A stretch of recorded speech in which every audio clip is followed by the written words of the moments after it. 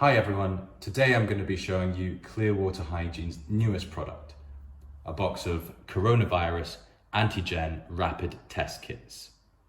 Included in each box are 20 tests and there is a minimum order quantity of 10 boxes.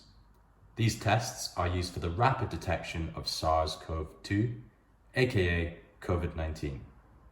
So included in each box, you'll find 20 sterile swabs, which will be used to collect a specimen sample from the back of the test patient's nostril.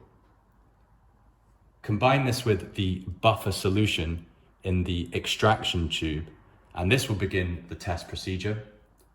Once the two units have been combined for 6 minutes, place the swab on the test cassette, and this will determine a positive, negative, or invalid test result.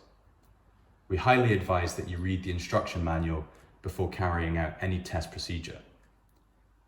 For more information, please visit the Clearwater Hygiene website at www.clearwaterhygiene.com.